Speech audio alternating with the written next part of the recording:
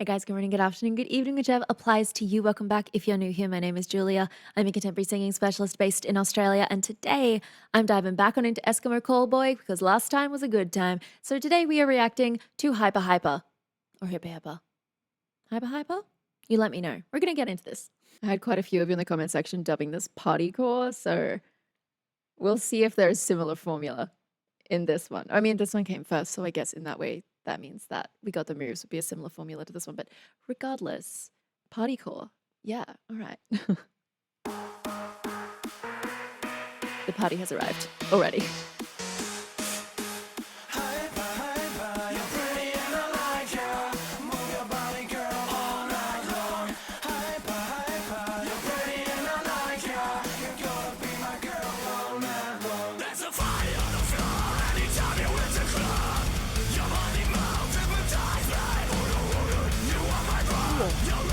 Oh, that was cool.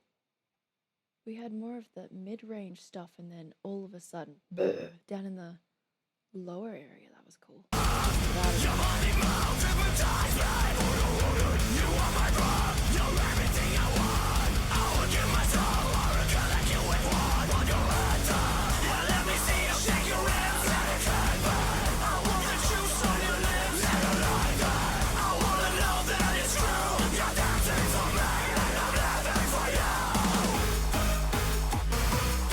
Okay.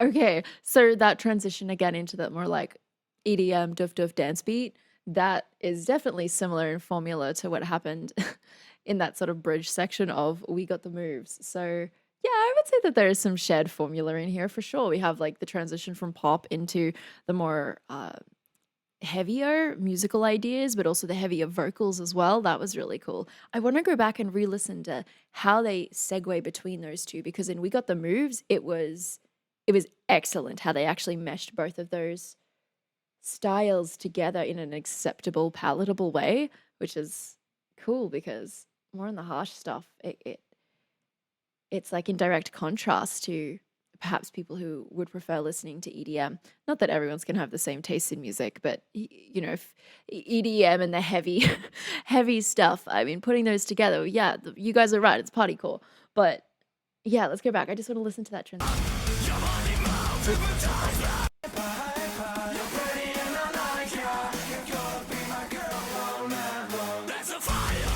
Right here. So I feel like the layers of the really speech-based voice that's going under the main melody line kind of transition us in an easier fashion into this harsher section. Is it a direct transition, like a perfect segue? No, that harsh section's definitely gonna hit. Like it lands, and it's meant to, but we still have those more speech-based layers that are happening under the main melody. So if we go back and listen to that again, you have your lead melodic line, which is in more of a lighter vocal setup. It just doesn't sound like a mass heavy sound. And then you have your other layers that are happening under it. And that is definitely more speech based. I don't feel like they're following much of a melodic contour with that layer at all. You know, that all night long. It's leads more towards that. I'm roughly around a certain pitch, but I'm not like singing on a pitch. So let's listen to that again. And this time, as we approach the chorus, I'm going to be listening for the layer as opposed to the main melodic line, just to see how that eases us, as well as the gradual increase in some of those EDM beats that are happening underneath that like prepares us for something to land. That suspense is being built in the arrangement, but vocally, I'm going to follow that second line.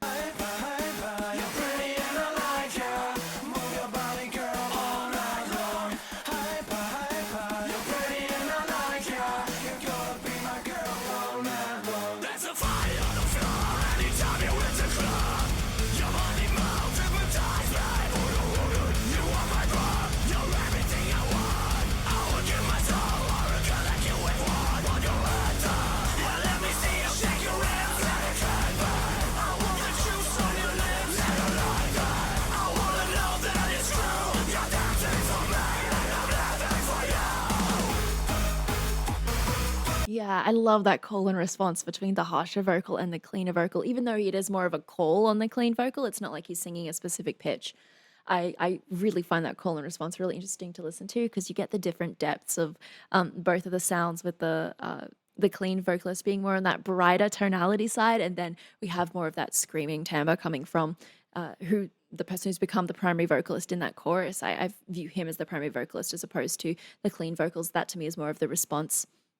But I love that contrast in tonality there. It is really interesting, and again, it's a lot about tension building in these kinds of songs because if it doesn't build anywhere and it has nowhere to go, and that can get really boring really quickly, particularly if you're using repetition, which in a lot of EDM there's repetition in different places, but it's how you utilize it that allows people to still feel like that tension release. So I think this is cool.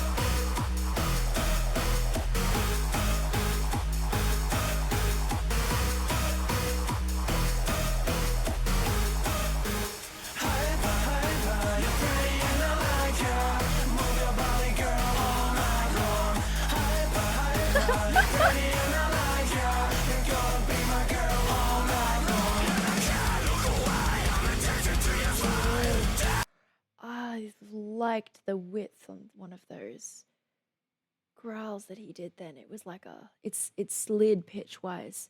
Pitch in a scream or any of those harsh vocals is controlled by space. So depending on how wide your pharynx is or how wide your resonating tract is or how low you've put your larynx, that will affect the pitch that it comes out. So with that one where it's kind of almost like that, like a little mini bathtub being pulled where it goes like, it just moves up through the sound. That's usually an indicator of the space changing shape. And I thought that sounded really cool because we got some of those higher tonalities without necessarily sacrificing the width in places.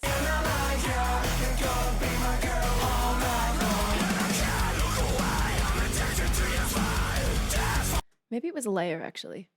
Now that I listen to it again. It's still definitely there, but maybe it's not connected to. Oh, it's on Look Away.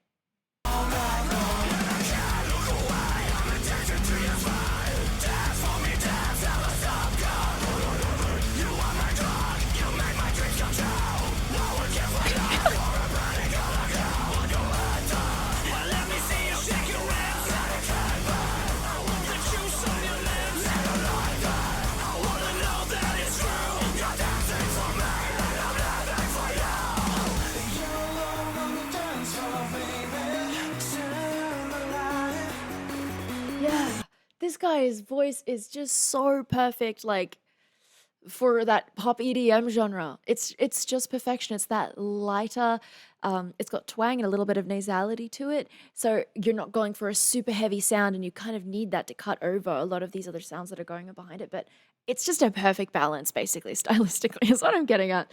Ah, I love the balance these guys have in their music. It's really interesting. There is definitely a formula that I'm hearing similarities in a lot of the approach with not necessarily melodic ideas, but like the general structure, how things transition from one to the next. It shares some similarities to We Got the Moves for sure, but that's not necessarily a bad thing when it's this much fun. Let's keep going.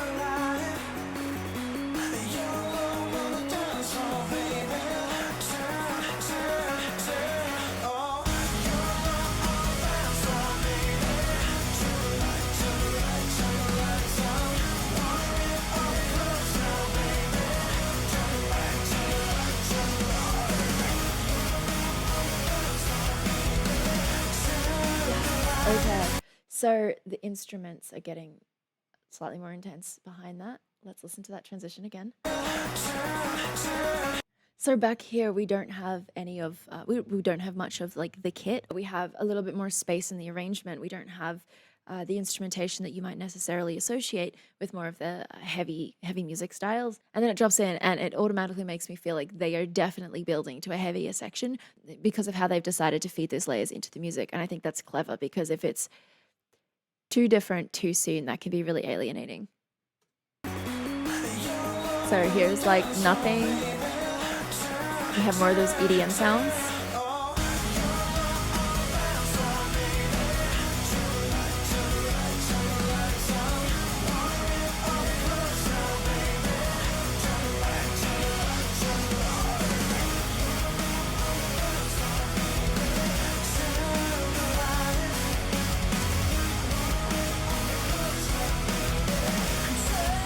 Yeah, so even where the accents and the music were hitting before, it used to be very clear on like the 1, 2, 3, 4, 1, 2, 3, 4, and now it's shifted slightly, so it's more on the 1 and the 3. Let's go back and listen to that change as well. 4, 2,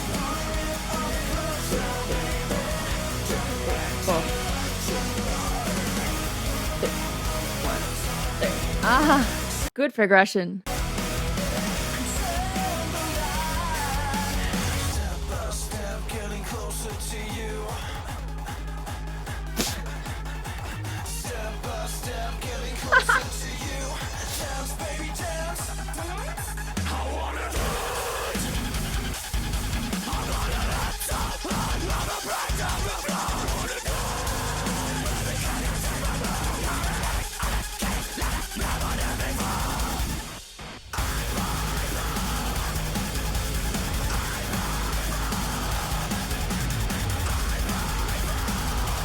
And now getting some of those higher scream sounds through there.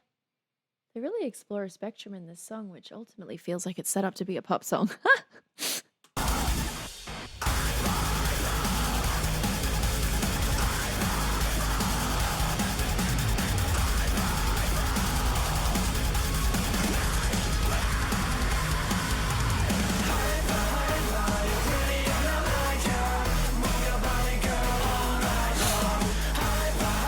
Oh.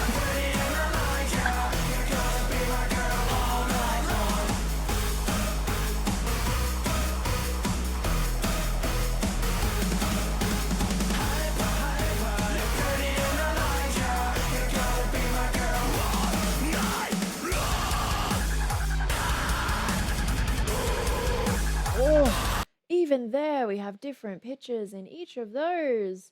Remember that space thing I mentioned earlier? Yeah. Messing with it here.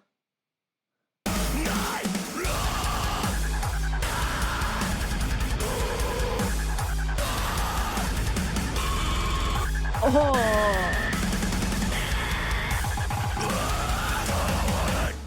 Yeah, wow. They just like, I took that to the extreme. It sounded like in the production side, they've like popped something on it so that sounds a lot sharper than it maybe would be if they were just like themselves in a room, particularly on that higher frequency on the last one. Let's find it. On that one, it sounded almost like the start of dial-up. Now, this'll age you if you still know what dial-up sounds like. But I'm allowed to mention because I'm 1,003 years old. If you hear it, tell me that that doesn't sound like the start of dial-up.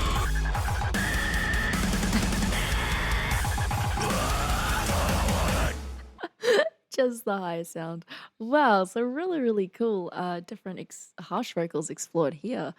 Again, they've managed to integrate that really party pop EDM feel into the harsh vocals really, really well. I mentioned earlier that it's does follow somewhat of a similar formula in some ways. So ultimately, that's just smart writing. If you know that something works and you kind of understand why it works, and then you choose to use it again, that's pretty smart, in my opinion. So, vocally, I must admit, I've been getting more range from the harsh vocals in their songs than from their clean vocalist. Like, really, the clean vocalist is not having to do a whole lot of, maybe not too many different things melodically. He mostly has the chorus and then he has the bridge. So, around that, hypa, hypa, you're pretty and I like ya. Like, that's the chorus. He's hanging around there, and then in this bridge.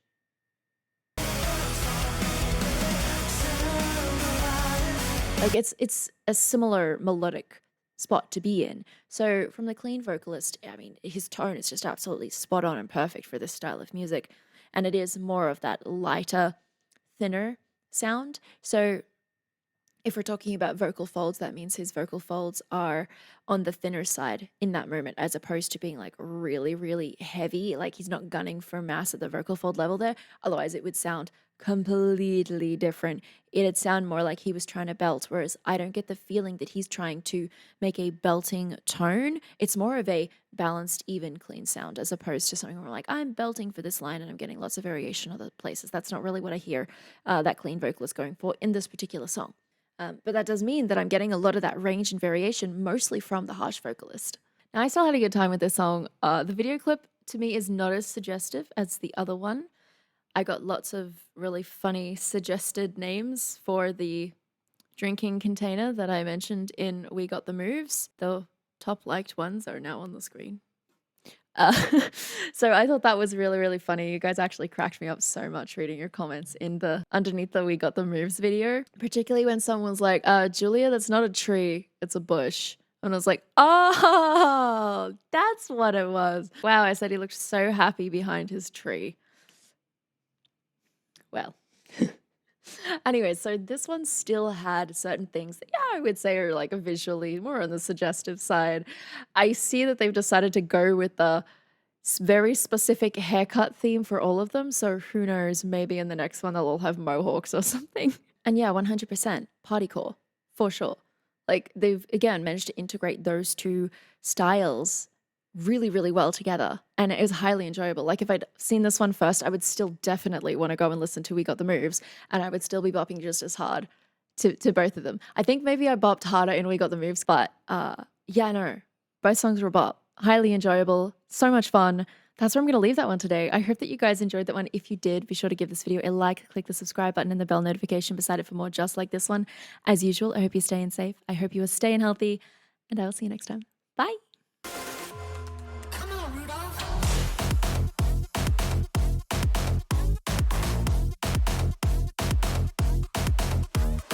So that's controlled by space. Pitch is always controlled by space.